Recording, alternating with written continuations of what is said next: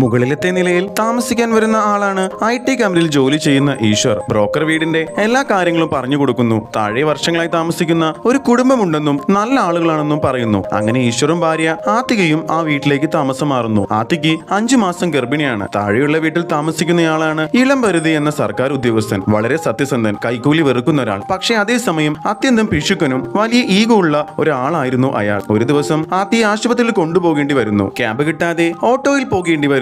ഓട്ടോയുടെ കുലുക്കം ആത്തിക്ക് ബുദ്ധിമുട്ടുണ്ടാകുന്നു. അപ്പോഴാണ് ഈശ്വർ തീരുമാനിക്കുന്നത് ഇനി ക്യാബിനെ ആശ്രയിക്കരുതെന്നും നമുക്കൊരു കാർ വാങ്ങിക്കണമെന്നും. അങ്ങനെ ഈശ്വർ പുതിയൊരു കാർ വാങ്ങുന്നു. പക്ഷെ അവിടെയാണ് പ്രശ്നം തുടങ്ങുന്നത്. വീട്ടിൽ ഒരേ ഒരു കാർ പാർക്കിംഗ് സ്ഥലം മാത്രമേ ഉണ്ടായിരുന്നുള്ളൂ. ആദ്യമൊക്കെ ഇളംപരുതി ബൈക്ക് മാറ്റി കൊടുക്കുന്നു. പക്ഷെ ദിവസങ്ങൾ കഴിഞ്ഞപ്പോൾ കാറിൽ ഒരു ചെറിയ സ്ക്രാച്ച് വീഴുന്നു. ഈശ്വർ ഒന്ന് സൂക്ഷിച്ചാൽ മതി എന്ന് പറഞ്ഞ ഒരു വാക്ക് പരിധിയുടെ ഈഗോയെ കത്തിക്കുന്നു. പാർക്കിംഗ് ഒരു മത്സരം പോലെ മാറുന്നു. ഇളംപരുതി വെറും ഈഗോയ്ക്ക് വേണ്ടി ഒരു കാർ തന്നെ വാങ്ങുന്നു. ആരാണ് ആദ്യം കാർ കയറ്റുന്നത് എന്നുള്ള മത്സരമായിരുന്നു അവിടെ പിന്നെ നടന്നത്. ഈശ്വറിന്റെ കാർ പുറത്തായിരുന്നു. പൊടി, കാക്കയുടെ കാഷ്ടം, അങ്ങനെ ആകെ പ്രശ്നമാവുന്നു. രണ്ടുപേരും ജോലി സമയം മാറ്റി ചിലപ്പോൾ ലീവ് എടുത്ത് ആദ്യം പാർക്ക് ചെയ്യാൻ ശ്രമിക്കുന്നു. ഒരു ദിവസം വഴക്ക് കയ്യാങ്കളിയാകുന്നു. ഈശ്വർ പരിധി അടിക്കുന്നു. ഇത് പ്രശ്നം രൂക്ഷമാവുന്നു. സ്വന്തം മകളെ ഉപയോഗിച്ച് ഈശ്വറിനെതിരെ കള്ളക്കേസ് കൊടുക്കുന്നു പരിധി. ഈശ്വർ ജയിലിൽ പോകുന്നു. പിന്നീട് കുറ്റബോധം കൊണ്ട് മകൾ കേസ് പിൻവലിക്കുന്നു. ഈശ്വർ പ്രതികാരമായി പരിധി അഴിമതി കേസിൽ കൊടുക്കുന്നു. സത്യസന്ധത ഉദ്യോഗസ്ഥന്റെ പേര് സമൂഹത്തിൽ തകരുന്നു. ഇളംപരിധി ഇതിന് പ്രതികാരം ചെയ്യുന്നു.